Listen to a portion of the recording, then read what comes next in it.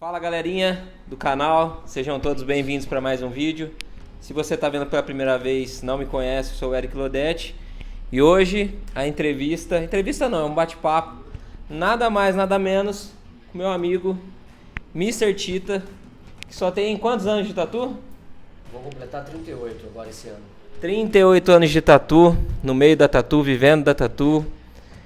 Pra mim é sensacional, cara, Tá tendo a experiência de falar com o Tita, já falei algumas vezes, aprendi muito e é sempre bom conversar com um cara desse nível, assim, artístico, técnico e experiência também. Aprendendo ainda. Porque essa troca de experiência é muito legal, né, mano? Eu curto bastante isso. Então, fica aí com a gente. Se você não conhece esse cara ainda, vale a pena você conferir, que a gente vai bater um papo aqui, você vai conhecer um pouquinho da história dele. E vai falar algumas coisas que ele pensa também. Um pouquinho, mas não dava falar. É verdade. O Tita tá aqui desde manhã, a gente tá gravando esse vídeo à tarde. Se a gente tivesse gravando desde manhã, tinha dado umas 4 horas de conteúdo aqui. Mas o que importa é que a gente vai conversar agora. E espero do fundo do coração também, assim como ele me ajudou conversando aqui comigo, de ajudar vocês de alguma forma aí, você que quer realmente aprender a tatuar, que quer estudar tatu, quer viver da tatu, eu aconselho você a acompanhar o vídeo que vai ser muito bacana, beleza?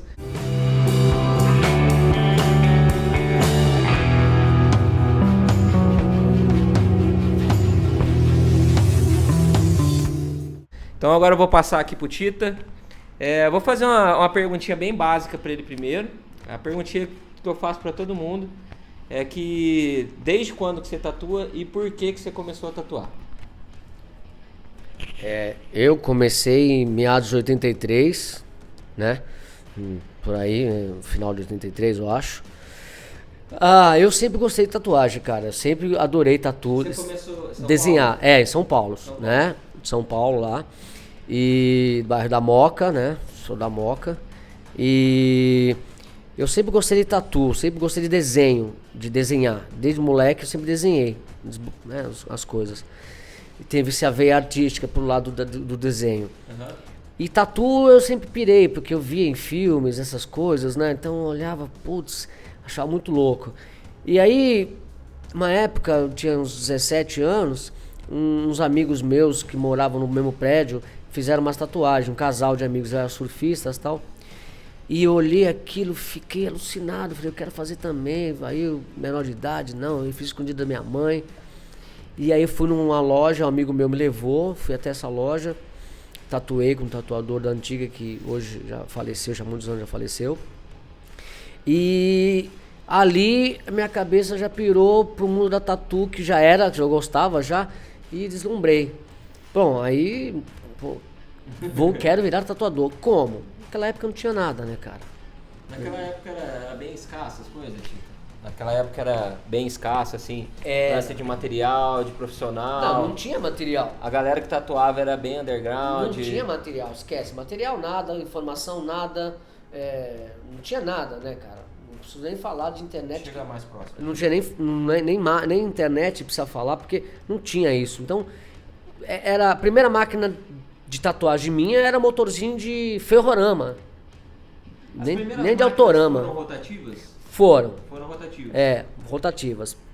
Precariamente, né? Mas eram rotativas, né?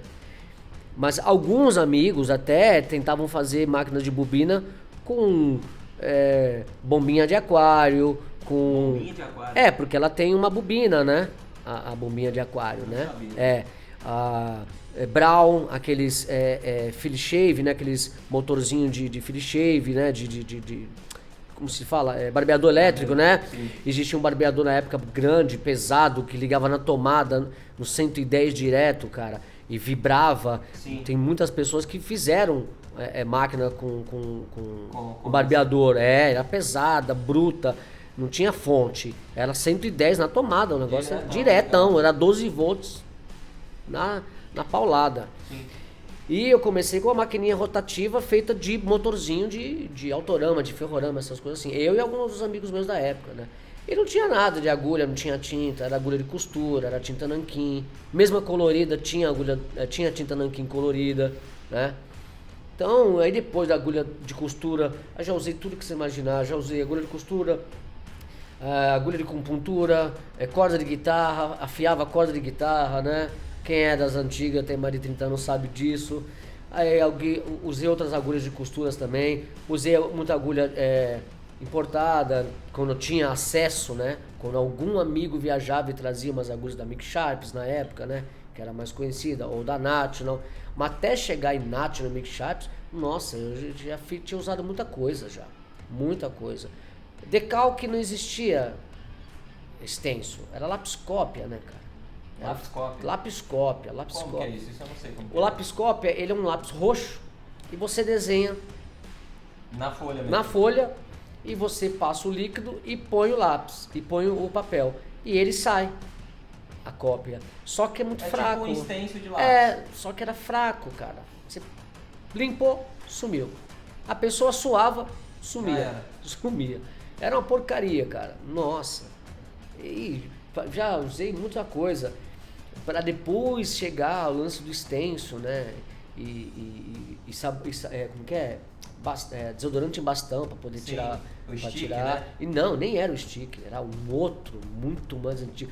Eu usei o Aristolino, que era que ninguém vai saber o que é isso, Aristolino. Eu não sei o que era um sabonete líquido desenvolvido para lavar as mãos, asepsia, né? Sim. Lavar a mão, lavar a cabeça. Pedia muito nas escolas de maternal, pré-primário, essas escolas quando é pequena assim, creche.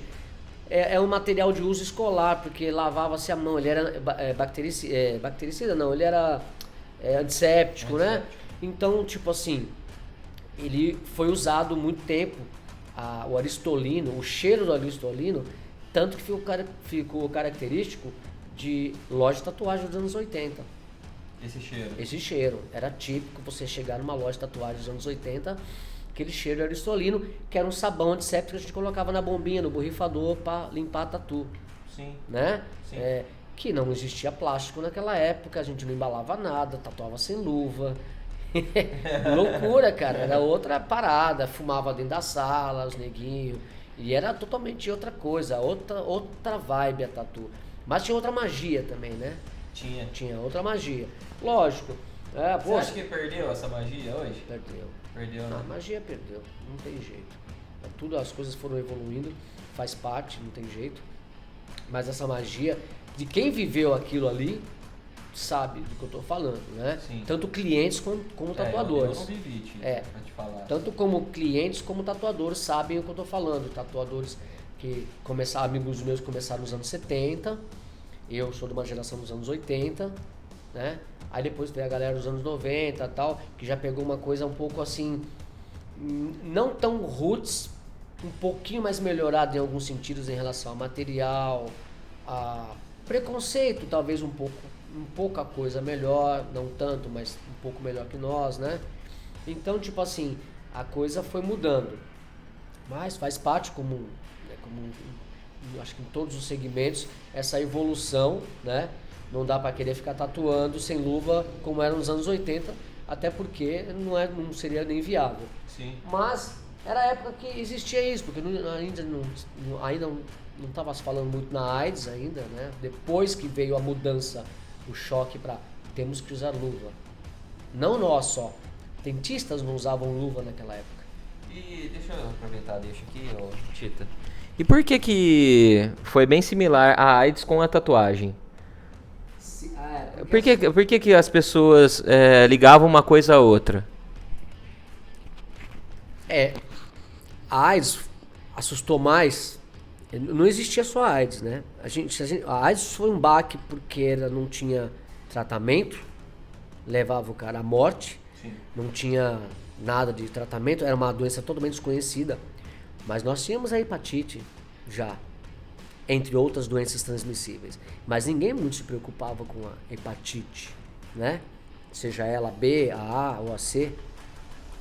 Mas o que deu baque mesmo foi a AIDS, que era uma doença nova que matava as pessoas muito rápido, ainda mais naquela época que não tinha acesso, conhecimento, remédio, vacina, não tinha nada, né? Então Isso chocou. Então vamos nos adaptar. A nós, tatuadores, como os dentistas, que eu falei, que dentista naquela época metia a mão na tua boca sem luva. Era a coisa mais normal do mundo.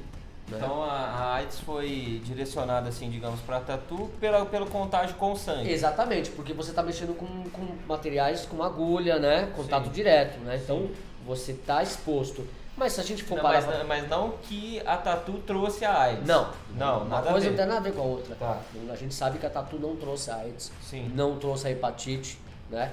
Só são caminhos mais fáceis para se transmitir. Sim. Né? Porque tanto a AIDS como a hepatite são transmissíveis pelo sangue, algumas pela saliva, no caso da AIDS não, mas hepatite sim, em alguns casos por saliva, secreção, essas coisas.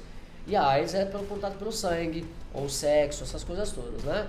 Fluidos, essas coisas. Então, a AIDS veio com um baque muito grande, né? Foi um peso muito grande, foi um susto muito grande. Então, associou... a gente até achou que a gente ia ter que parar de tatuar. Isso que eu ia te perguntar. Mas deu uma queda na frequência de clientes? No começo, coisa do tipo? eu não vou dizer, eu não senti essa queda, a preocupação. Mas a queda nem tanto, mas a preocupação existiu. Mas a queda, eu vou lhe falar que eu não lembro essa queda. Talvez um pouco. Bem no começo, quando a palavra AIDS surgiu e o que ela causava, talvez sim, mas como a gente vai poder fazer isso para continuar? Porque temos que continuar a trabalhar. Sim.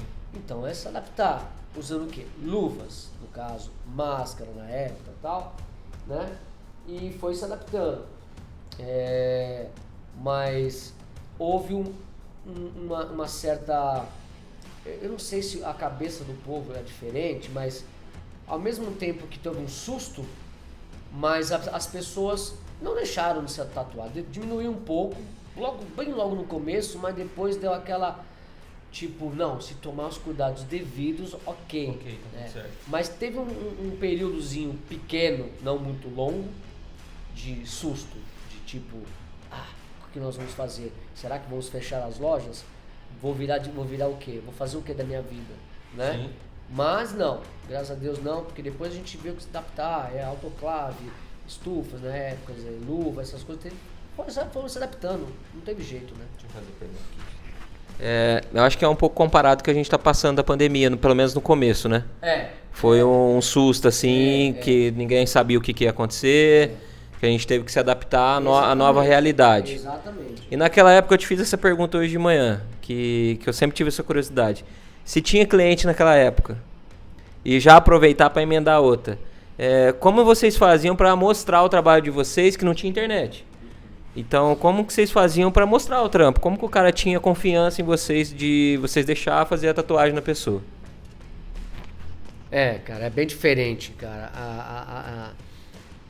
O boca a boca era... Acho que nunca vai morrer isso. Era o primordial. Nós não tínhamos nem revista, nem internet. Quem olha lá, quando você tinha um estúdio, quando você tinha um telefone, ter telefone naquela época, um número telefônico, é pra rico, cara. Sim. Era pra rico, né? Não tinha essa de ter telefone no estúdio, raríssimo. Era o boca a boca, cara. Porque eram muito menos tatuadores. Então, tipo assim, era o tatuador, sei lá, da Zona Leste, da Zona Oeste, e eram menos tatuadores. O pessoal se conheciam de um com o seu outro nome, ou pelo menos pessoalmente, né? Ou quem fez esse trabalho. E sim, engraçado, eu vou te falar uma coisa que naquela época a gente conhecia o trabalho do cara sem precisar falar, só de olhar a pele do cara. Sim. Né? Você olhava, esse trabalho do fulano, os traços dele, a gente soldava agulha naquela época, né? Então era a nossa digital. O jeito de você fazer uma linha, como você fazer a linha, eu vou dizer por mim, né? Muitas pessoas reconheciam e sempre fui muito falado pelas minhas linhas. Sim. Todo mundo falava das minhas linhas na época. E linha, cara, é sempre o nosso maior problema, né? Eternamente vai ser o nosso maior problema. A gente tá sempre em busca da linha perfeita. Sim. Vai ser nosso só o maior problema. Não sempre. existe, né? Não existe, cara. Mas a gente tá sempre em busca da linha perfeita, sempre se aprumando. Que bom, porque a gente não acostuma, tá é lógico, né? Então, eu sempre achei que as tatuagens tinham que ter as linhas, na época, perfeitas, né? Na medida do meu possível, com o material que eu tinha, com a técnica que eu nem tinha quase técnica, pouco conhecimento. Porque era um mundo muito fechado da tatu. Com certeza. Os poucos que tinham, para você fazer uma amizade com outro tatuador mais experiente, ou que tinha um acesso a material melhor, meu amigo, era bem complicado. Já fui expulso de loja. Tipo, o cara nem olhar pra sua cara, nem dá atenção. Não, ô, tudo bem? Tô começando, tô fazendo umas tatu também, tô começando. O cara, ou ele mandava você embora da loja, ou ele virava as costas e deixava você falando. Era assim. Caramba, que esquisito, hein? Era assim. Sim. Fechado. Pô, aí, de repente, você fazia uma tatu, vou fazer uma tatuagem com o cara, pagava pra você ter uma coletividade maior. Ali era o nosso... Ali era aproximação. Ali era nosso workshop da parada. Sim. Daquela época. Olhar e aprender. Sim. Só de olhar a gente aprendia. Sim. E de repente, como você conseguia uma coletividade, trocar mais ideia, ficava um pouco mais amigo, aí o cara ia soltando alguma coisa, mas também vendo se você merecia também, né? Porque tá isso, fazer por onde. Sim. É aquela música do Charlie Brown, você tem que saber chegar e esperar a sua vez. Exatamente. Né? Então, a pessoa chegava, era outra época, tatuador era visto de uma outra forma, né? Tinha um certo medo, um certo respeito pro tatuador e tal. Então você chegava no sapatinho, mais humilde. Se chegasse no salto alto, nem chegava. Sim. Já era tirado. Então, tipo assim... Mas a gente não chegava no salto alto porque não tinha essa... Por que chegar no salto alto? Porque tudo era muito difícil. Então, se eu estou tentando conseguir aquela informação da máquina, de agulha, ou a linha, ou que tinta o cara tá usando, era tudo um mistério, cara. Pra você saber que tinta, que agulha, era tudo um mistério. Ninguém passava isso. Pra você conseguir esse aprendizado, o cara te passar essa dica, puta, você tinha que ralar, cara. Tinha, cara. Muito. Você tinha que ralar muito. E às vezes o cara nem te passava, mas de repente ele via um trabalho seu. Apareceu um cara com o trabalho do Tita aqui, pô, o trabalho ficou bonito, eu vi aquele trabalho que você fez, ficou legal, parabéns e tal. Aí o cara já começava a te olhar com outros olhos. Sim. Mas pra isso eu tive que ralar, né, sozinho, sim, quebrando cabeça. Até pra você chegar nisso aí. Experimentar, errar, né, e tipo, que o cara não dava o braço a torcer. Quando o cara falava, pô, de quem é esse trabalho? Do fulano. Eu sei, já vou falar nesse garoto e tal, não sei o que, entendeu? Sim. Mas isso é legal, porque tudo que é difícil... É um reconhecimento entre o artista mesmo, né? Entre o pessoal da tatu mais antiga, que pra você conhecer, ter uma certa amizade ou um certo respeito, se pode se falar assim, era melhor que prêmio de convenção, cara. Cara, tipo, isso é uma coisa que eu acho muito, né, supérflua, mano. Então pra mim o reconhecimento do público, do meu cliente gostar e espalhar o meu trabalho, porque tem isso, tem um detalhe, o cliente naquela época, se o cara fizesse uma tatu mal feita, o cara sabia até teu RG. Sim. Quem fez? Foi o Tita, RG tal, tipo sanguíneo, não sei o que, na rua tal. Quando ficava bem feita, foi o Tita, lá na Moca. Às vezes não sabiam muita. Então, quando você faz 10 bem feita e faz uma mal feita, você é conhecida pelaquela mal feita. Sim. Pelo menos naquela época era muito assim. Sim. Né? Então, começou a aparecer coisas legais, então o pessoal olhava, tal. Aí eu comecei a ganhar uma certa coletividade no meio.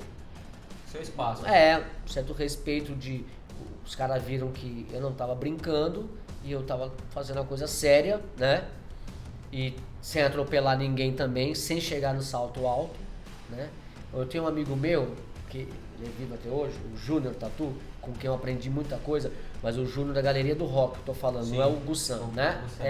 É o Júnior Tatu da Galeria, é o famoso Junião. Ele sempre falava que eu era o bom chato. Eu chegava no estúdio dele, eu ganhei uma tatu dele presente e ficava sempre olhando, sem perguntar muita coisa. Com o Luiz Segato a mesma coisa, que eu tatuei com o Luiz Segato em 88, ele fez uma tatu em mim, só fiquei olhando, não perguntava nada. Ele tatuou minha perna, eu tenho a tatu até hoje E a gente é amigo até hoje, mora lá fora faz muito tempo. E, cara, e pra conhecer o estúdio dele, ganhar a coletividade foi difícil. Mas foi aos poucos que depois as pessoas foram vendo que, tipo, essa galera já mais antiga veio... Ah, legal. Aí eu já comecei a poder chegar mais, né? Mas tudo isso, cara, você tem que ralar. Muito, né, Tito? Ah, muito. Ainda mais naquela época que tudo era muito mais difícil. Deixa eu até aproveitar aqui. Não tinha toque, né? Ah, eu vou te dar esse toque de graça. Sim, a dica. É a dica. É um macete. Tá bom. Ô, Tito, aproveitando aí, você já imaginou que a Tatu ia chegar nessa proporção de hoje? Tipo, essa facilidade desse conteúdo disponível? Por exemplo, esse conteúdo que a gente tá fazendo aqui pro canal é algo que eu acho muito valioso, cara. Essa troca de informação, essa troca de experiência. Que provavelmente muitos anos atrás não teria. E essa facilidade da pessoa encontrar essas dicas, né, macetes na internet, e a grande maioria às vezes não dá muito valor ou ficar perguntando coisas que não fazem sentido, tipo de voltagem, sabe? Aquelas perguntas básicas de sempre. Você imaginou que um dia a Tatu ia chegar nesse nível? Dessa proporção, magnitude? Não, cara, assim, a Tatu, eu não achei que ela fosse crescer tanto. A evolução da tecnologia, internet, essas coisas, ok. Mas a Tatu, fazendo parte disso, eu não imaginei que chegaria tanto, entendeu? E que cairia na graça de muita gente, que hoje não, já há muitos anos você vê muito músico todo tatuado, artistas de televisão, cinema, jogadores.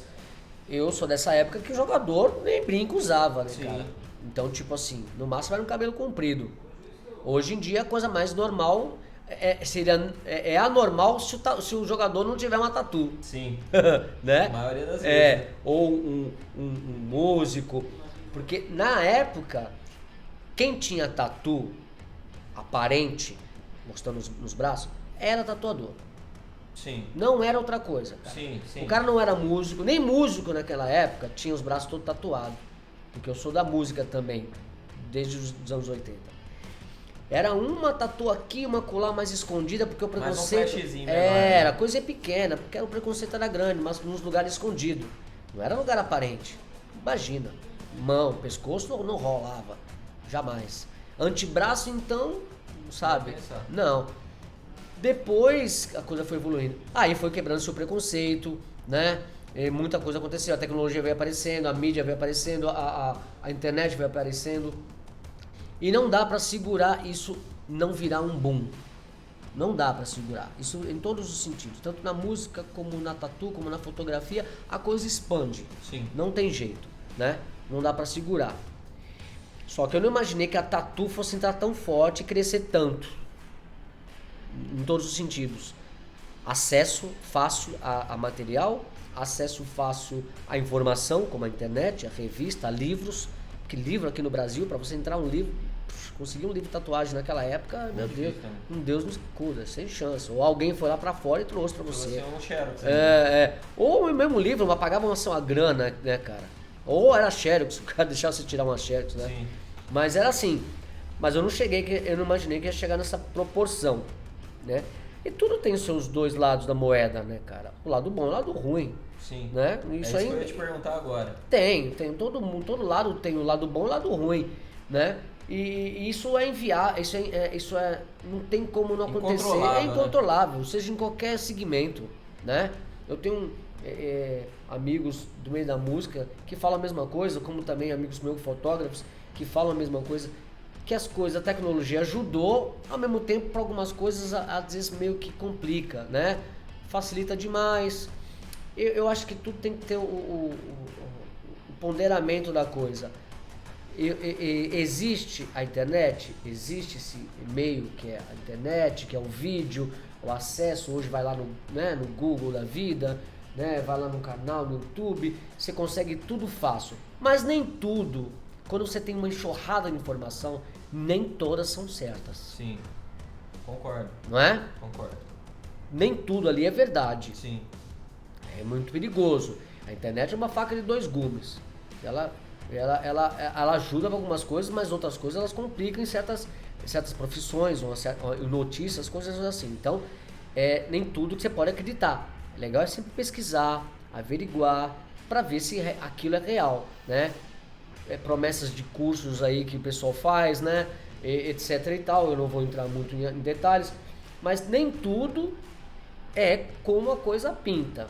Porque se o segredo do sucesso que o cara tá te passando fosse verdadeiro, ele estaria te passando tão fácil assim? Com certeza não. A se pensar, né? Eu escutei uma frase uma vez. Uma frase não, né? Me falou assim e eu achei legal. Opa, caiu um negócio no microfone. Eita. Pra que serve isso aqui no microfone, Tito? Esse é o famoso pop filter ou puff anti-puff. Isso é pra... Esse é um microfone que você tá na sua mão, se eu não me engano, ele é condensador. Ele é muito sensível. É um lapela. É um lapela, mas ele é condenser. Condenser, ele tem uma cápsula muito sensível. Então as palavras com P e com B e com T projeta ar muito fácil. Então você escuta o... Ah, entendi. Entendeu? Esse daqui dá uma amenizada nisso. E a espuma é pra isso. Aí, ó, rapaz inteligente tá na música, filho. Ó, o que a gente tava falando, Tito? A gente tava falando da internet e tal. Que eu ia te falar. Na verdade, quem foi que me falou? Acho que foi o Paulo. Que ele falou... Não, foi o Paulo não, foi o Buda. O segredo, ele passa a não ser mais segredo quando você conta pra outra pessoa. Exatamente. Então, o segredo é segredo. Né? Se a pessoa fosse realmente passar aula, ela não passaria assim tão fácil, né? Mundo, né? Eu acho que assim, a quantidade de informação tá muito, igual a gente falou.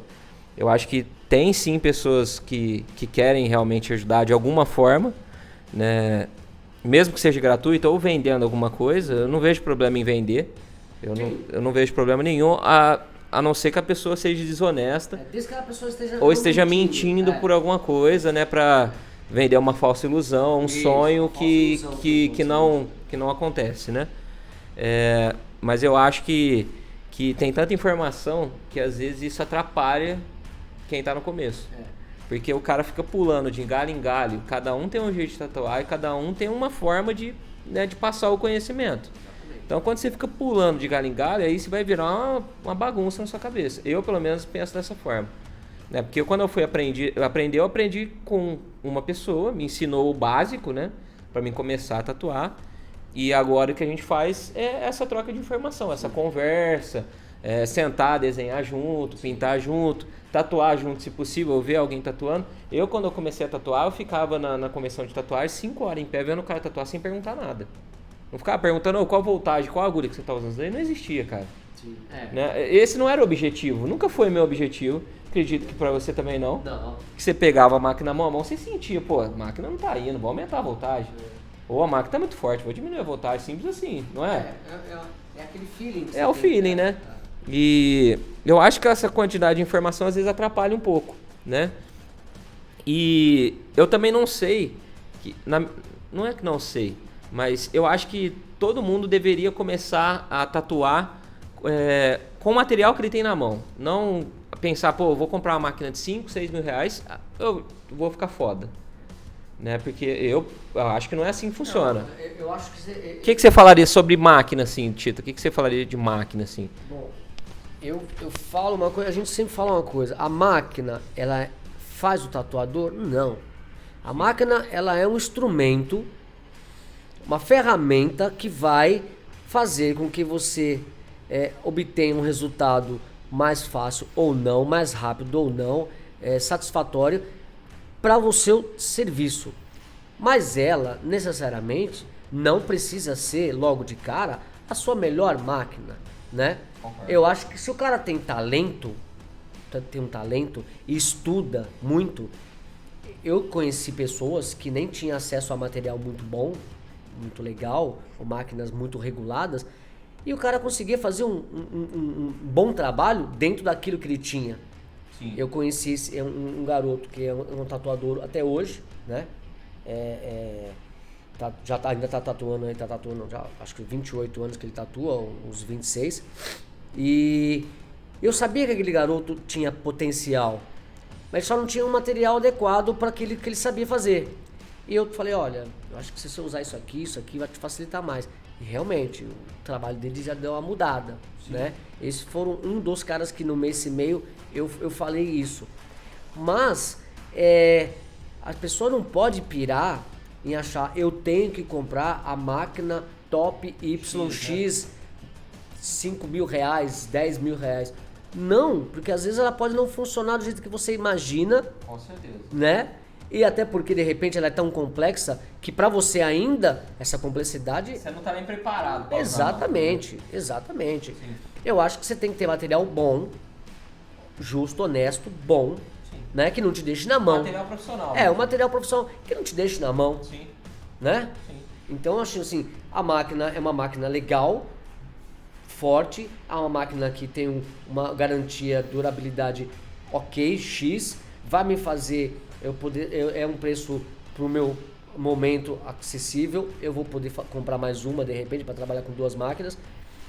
E eu conheço gente que trabalha com máquinas simples, com máquinas caras, com máquinas baratas, com máquinas complexas e se dão muito bem, como conheço gente que comprou máquina porque ouviu falar que a máquina era boa e tá apanhando até hoje. Sim. E a máquina não é... mas aí a máquina que não é boa? Eu acho que não. Pera aí, se a máquina tá aí e todo mundo tá gostando, ou pelo menos uns 10 ou 15 gostaram e conseguem trabalhar com essa máquina, por que você não tá conseguindo? Então não fala que o material não preste, de repente você não entendeu como o material funciona. Eu não posso, né? Eu tenho um instrumento musical, vamos mudar um pouco pra música, mas eu tenho um instrumento musical de péssima qualidade. Você acha que eu vou conseguir tirar o mesmo som que aquele amigo meu tá com aquela guitarra legal? Não é a top de linha, mas é uma guitarra que vai dar pra ele o que ele precisa? Não. Também não consigo tirar leite de pedra. A gente não consegue tirar leite de pedra. E aí é aí que algumas pessoas se frustram. Compram material muito inferior, não é questão de preço só não, é inferior, ruim, de qualidade, ruim, né? Ruim. E aí o material, a pessoa pega e não consegue. Se ela tiver gasto um pouquinho mais e comprar uma coisa um pouquinho melhor, porque ela fala, putz, então não sou eu que sou ruim. Que é o material que eu tava que não tava legal. Tá. Eu acho que as duas coisas tem que andar junto. Você tem que estudar, buscar evoluir, e isso é natural. Se você hoje tem uma máquina que te dá, mas agora eu tô precisando comprar uma tal e de repente eu acho que ela vai melhorar. Já tem uma certa experiência para entender o funcionamento da máquina, seja ela bobina ou seja ela rotativa, eu sempre indico começar com bobina. Isso que eu ia te perguntar. Sempre. Sim. Eu sempre indico começar com bobina para entender o funcionamento da bobina, para entender o peso da mão, a pegada da mão, a pressão da mão, entender o que é recuo, o que você pode ou não. Entender como é que funciona a regulagem. A regulagem. Porque quando você pega uma máquina que é uma direct drive, uma rotativa direct drive, que ela não tem recuo, ela é seca, você não vai machucar a pele da pessoa. Sim. Né? Então o menos é mais. Pega a mais simples, não importa se é bobina, usa a bobina, entenda ela, experimente, use, não vá muito, mas que voltagem você usa, porque isso não é uma matemática exata. Eu sempre falo para as pessoas, né? Até porque bobina trabalha de um jeito e rotativa do outro. Por que você acha que a galera tem essa dúvida, cara? É uma coisa que eu fico matutando, eu falo, cara, o que isso vai levar? Eu não entendo, eu não consigo eu acho entender. assim, eu acho que as pessoas estão muito, de uns bons anos para cá, na minha opinião, estão em busca do resultado rápido. Sim. Eles não querem passar, eles querem pular etapas.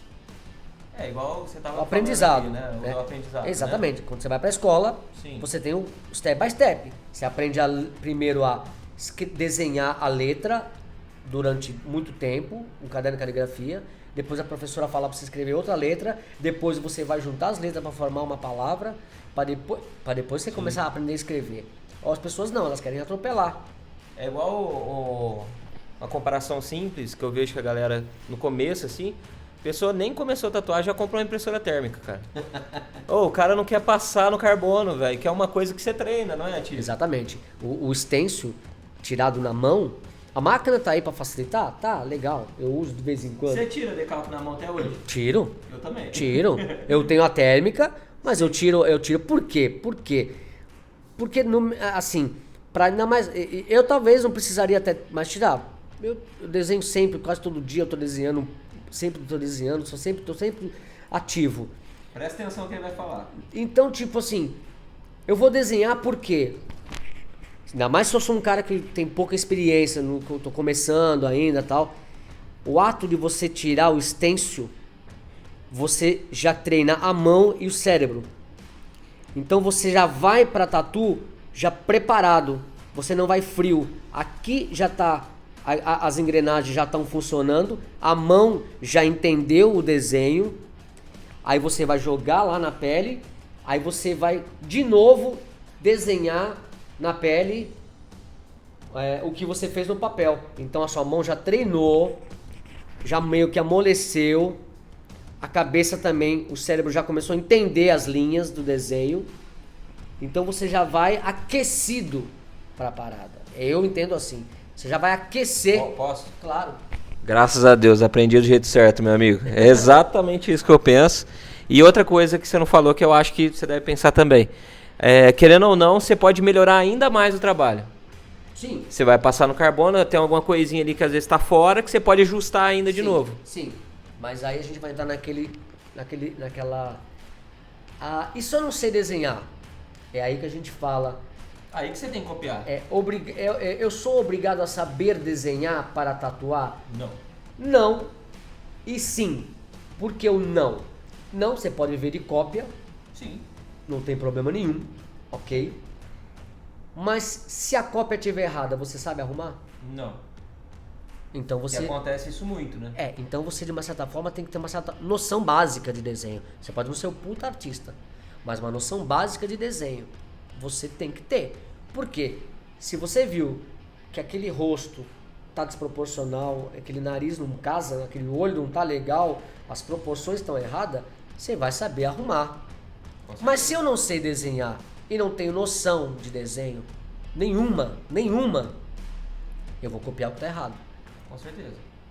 Então, sem entender o que tá errado. Exatamente, sem entender o que tá errado. Seja proporção, seja luz e sombra, seja o que for. Então, você automaticamente vai buscar a querer entender um pouco, pelo menos o básico do desenho.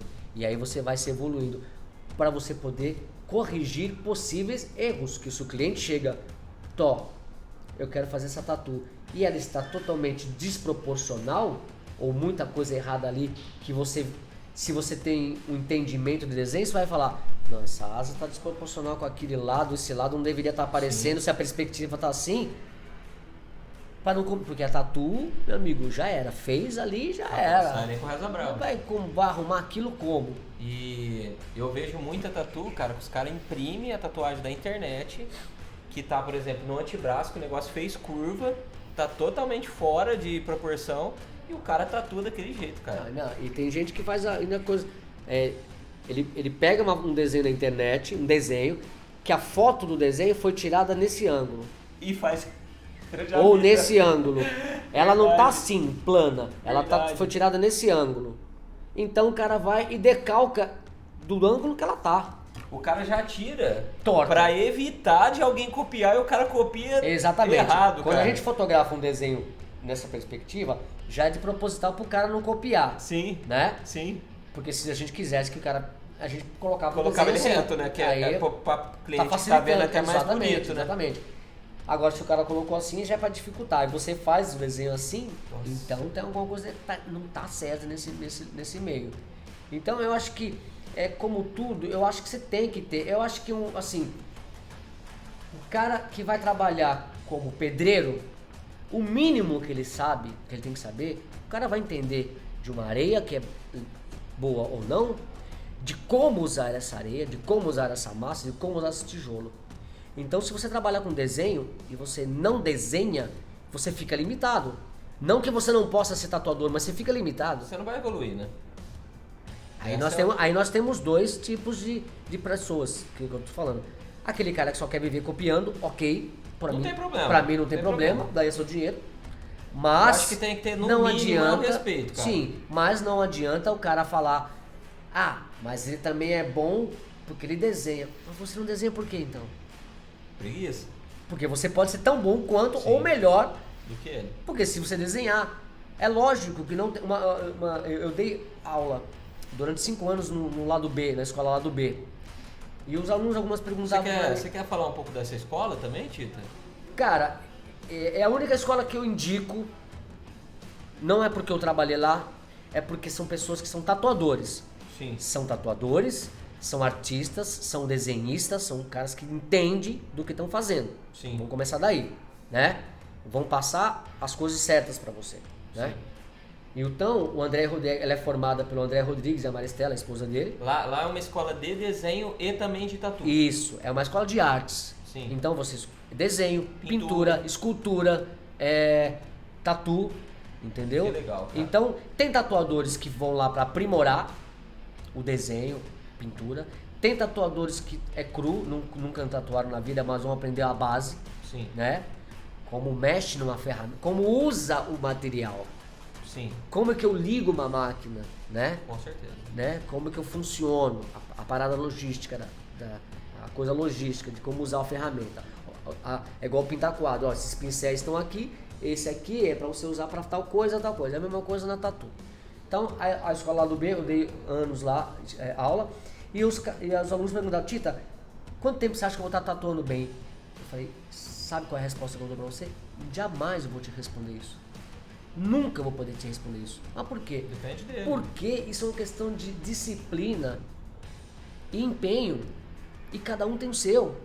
Não dá pra comparar um cara que toca guitarra 6 horas por dia durante uma semana, durante 2 semanas, com um cara que pega na guitarra Final de semana. de final de semana ou 1 hora por dia, durante 3 vezes na semana só.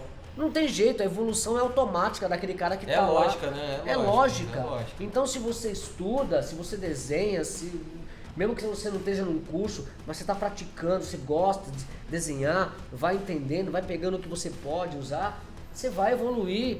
Isso é óbvio, isso é natural. É natural, né?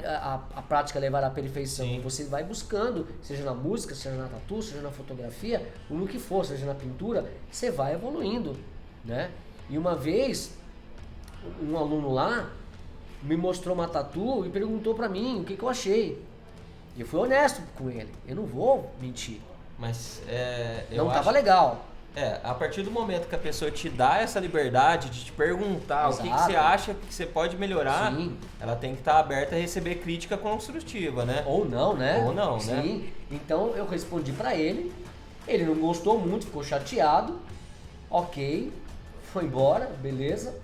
Passou uns anos depois, ele entrou em contato comigo, eu vi umas pinturas dele, umas pinturas mesmo, e achei legal, de rosto, principalmente rosto, que era onde ele tinha pecado na tatu que ele fez. Sim. E eu falei que não tava legal. Fui honesto, eu não tô aqui pra mentir, eu não tô ganhando um dinheiro pra te enganar. Sim. Aqui comigo não funciona assim, nunca foi assim. Quem me conhece sabe. Aí o cara pegou, eu falei, legal, seus trabalhos, bonitas as pinturas, parabéns e tal. Aí ele virou e falou, legal, Tita, obrigado. Posso falar uma coisa? Eu falei, pode. Lembra aquela vez, assim, assado, que você falou, não gostei? Eu falei, sim, lembro, claro. Você saiu chateado, ficou meio puto, né? Ele falou, sim, cara, mas eu tenho que te agradecer. Sim. Porque se você não tivesse falado aquilo me deixou tão puto que eu falei, Ele buscou, né? eu vou buscar melhorar, eu vou mostrar pra ele que eu... Falei, cara, mas aí que tá, você não precisa mostrar pra mim, mas se você conseguir mostrar pra você que você consegue melhorar. Sim. Então é ótimo isso, porque você usou dessa pseudo raiva, chateação, como um degrau, né? combustível pra você falar, não, eu vou fazer. E olha suas pinturas, tanto é que sem ninguém me falar nada, eu vi seu perfil, eu gostei, eu dei parabéns pra você, porque realmente você evoluiu, você melhorou. Mas não é pra mim, é pra você mesmo. Ele falou, e o cara me agradeceu. Sim. Ou seja, nem sempre o passar a mão na cabeça é válido. O não como resposta você usa como um degrau, como combustível. Então, só que nem muitas pessoas de uma geração pra cá estão acostumadas a escutar o não, ou ao contrário. Sim. E tem que estar preparado no meio. Você tem que estar. Porque você tem que usar, né? Um ditado fala, se te der um limão, faz uma limonada, cara. Não corta o limão e tenta lamber ele amargo, não, e chora e sente chora. Faz o bagulho, faz uma limonada, sai vendendo na praia, levanta um dinheiro. Sim. Não é? Lógico. Então, acho que é por aí, mais ou menos por aí. Até pegar aí a deixa do Tita. O Buda trabalha com a gente e eu tive a oportunidade de tatuar lá no Paulo e o Tita tava junto. E a primeira coisa, eu acho que eu te mostrei o desenho, eu perguntei ao Tita, tá legal? Tem alguma coisa pra você me falar? Uhum. Você me deu uma sugestão, né, do olho lá, de escurecer. Aí eu olhei e falei, pô, faz total sentido isso. Aí o que eu fiz? Peguei e fiz exatamente o que ele falou que poderia ser feito melhor. Então assim, ó, todo momento eu busco isso. Eu mostro aqui pro Buda direto e falo, Buda, e aí, o que você acha? Tá legal, o lugar vai ficar bacana esse desenho aqui. Pra mim poder evoluir e entregar o melhor também pro meu cliente, né? Conseguir entregar o melhor. Exatamente. E, querendo ou não, quando você tá desenhando ali, às vezes o olhar de outra pessoa é diferente do seu. Né? Até o seu mesmo, depois que você desenhou, que eu sempre faço, eu aprendi isso, e eu sempre falo para as pessoas, tá desenhando excessivamente? Fez. Parou. Descansa. Na hora que você olha o desenho de novo, é outra coisa. Depois 3 horas, 2 horas, olha de novo o desenho. Você já vai começar a ver os erros. Pega o desenho, põe na luz, vira ao contrário, para ver se tá ok. Porque virando ao contrário você vê os erros. Põe no espelho, entendeu? Ou no dia seguinte vai e mexe. Eu já fiz isso várias vezes, achava que o desenho tava muito louco, né? E aí eu olhava depois no dia seguinte e falei, ainda bem que eu não tatuei, porque isso aqui acho que dá pra fazer melhor assim, assado. Isso é até legal, Tita, porque eu já vi vários tatuadores, né, referência igual Tita, assim, mestre, que os caras pegam o mesmo desenho e melhora ele ainda. Sim. Né? Ele faz uma nova versão daquele desenho desenvolvido, né? Exatamente. Isso é muito legal, cara. Eu já fiz releitura de meus desenhos. Sim. E saiu outro desenho. Sim. Eu peguei a base e mudei. Sim. O resto tudo porque eu criei de uma outra forma, eu pensei de uma outra forma, né? Então, tipo assim, é possível você fazer isso, cara. Tem caras, o Maurício Teodoro, todo mundo, né? Muita gente não conhece, mas é um dos mestres aqui, né? É um ícone que a gente sabe no Brasil. É um cara que desenha muito e ele mesmo, eu trabalhei com ele. Ele é o nome da tatu assim no Brasil? O Maurício? Ele e o Mordente, assim, são os caras assim que são mais conhecidos, assim, cara, por nome, de referência mesmo? Eles são referência no meio da tatu, porque as coisas vão mudando ao longo das décadas, né? Mas ele é grande referência no meio dos tatuadores, né? O Maurício Teodoro sempre foi, sempre o citado. Os Sim. desenhos dele, porque eu digo isso, já falei isso uma vez, já falei isso na frente de um monte de gente, no Brasil, todo mundo sabe disso, quem é o tatuador, existe o antes do Maurício e depois do Maurício, Sim. os desenhos. Isso você sabe. Sim. Isso é nítido. Né? Os desenhos antes do Maurício e os desenhos depois que o Maurício apareceu. Os tipos de desenhos mudaram. O jeito de desenhar, o jeito de olhar para o desenho é outro. Ele é um excelente artista. Não tem o que falar, um excelente tatuador. E ele mesmo sempre falou. Ele falou isso uma vez. Ele faz freehand, né? Eu também faço, muita gente faz. Mas o freehand é um caminho muito fácil para você errar. Sim. Porque às vezes na empolgação você acha que o negócio tá bem legal e aquilo, quando você para e para olhar depois de 3 horas, você vê que ele tá com alguns problemas, deveria ser ajustado. Mas depois tatuado, como é que faz? Não tem como. Né? Então o próprio Maurício, eu já vi fazendo releitura de desenhos dele. Ele pegou um livro com o desenho dele, um livro que era desenhos dele, pôs do lado e usou como referência o próprio desenho dele. Aí você fala, pô, mas o cara não é foda, ele não poderia criar um do nada? Sim, ele poderia criar um do nada, mas qual é o problema dele pegar uma referência dele mesmo, a base, e criar e depois criar um baseado em cima daquilo?